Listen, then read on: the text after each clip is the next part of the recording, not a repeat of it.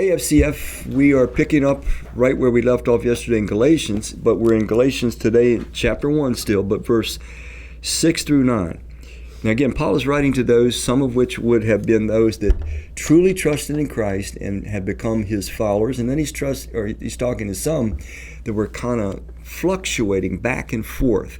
So you'll see how he's targeted on those that were kind of, not exactly sure where they stood with God. He says, I'm astonished that you are, I'm in verse 6, by the way, 6 through 9. I'm astonished that you're so quickly deserting. That's a big word. You're deserting the one who called you to live in the grace of Christ and are turning to a different gospel, a different message. Gospel is good news, a different body of good news. He says, you're deserting Christ. Verse 7. He says, which it's really not a gospel at all. Evidently, some people are throwing you into confusion and are trying to pervert the gospel of Christ. But even if we or an angel from heaven should preach a gospel other than the one we preach to you, let them be under God's curse. Verse 9, as we already said, so now I say it again, if anybody is preaching to you a gospel other than what you accepted, let them be under God's curse.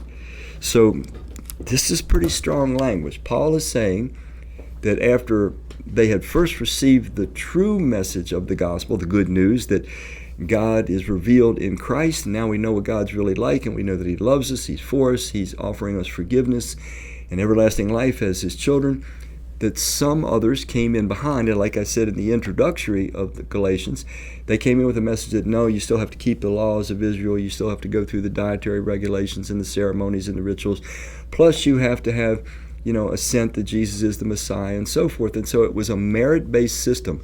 The thought was still you have to earn your standing with God, as opposed to no, all God has ever wanted was humankind to trust in him. All he's ever wanted from the angelic civilizations is for them to trust in him.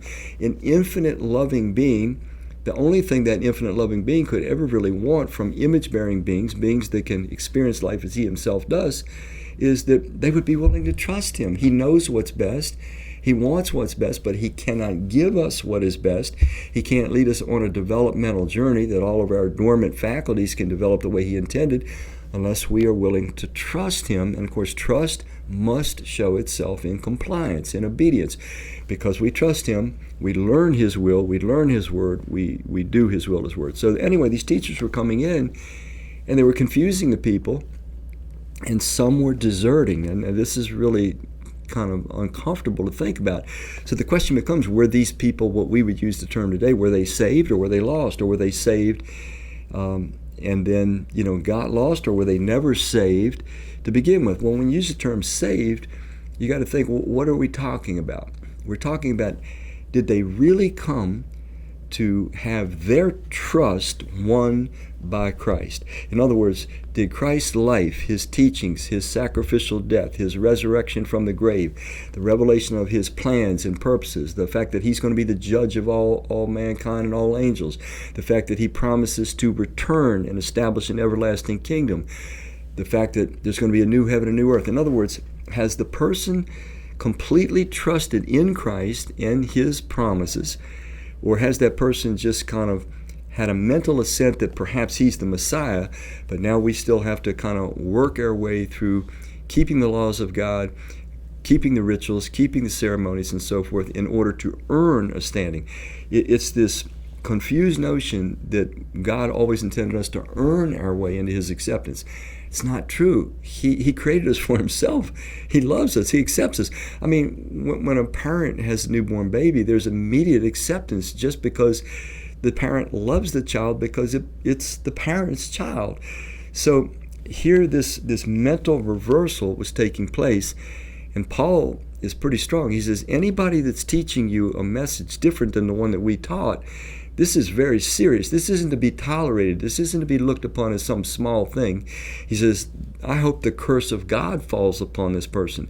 Now, he gives an interesting warning. He says, even if we or an angel from heaven should give a different gospel, a different body of good news about God, don't believe it. We actually, in our time, late American history, like the late 1800s, actually it was late 1800s, Joseph Smith claim to have received a revelation from an angel named Moroni, and from that we get what is called the Mormon religion and the Book of Mormon.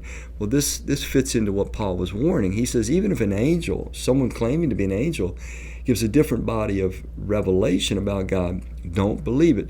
So we know that Mormonism is absolutely a false religion because the Bible was completed in AD 96, and we are warned not to add to it, not to take away from it. So here this angel gives this new revelation. So Paul is very upset that people are suddenly being destabilized. It would have meant that some that perhaps were just thinking rightly and were preparing to really put trust in Christ, now they were being shaken. It could be that others had really trusted Christ, but now they were just confused and needed to be reestablished, which is what Paul's trying to do.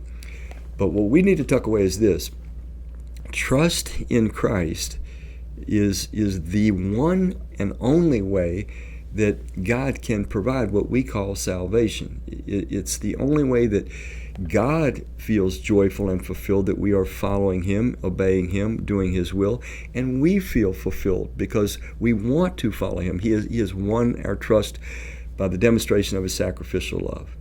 Okay, we'll leave it there today. And tomorrow, though, the verse we'll look at is going to give a kind of an explanation to what we've covered in both Monday and Tuesday. So we'll pick it up then.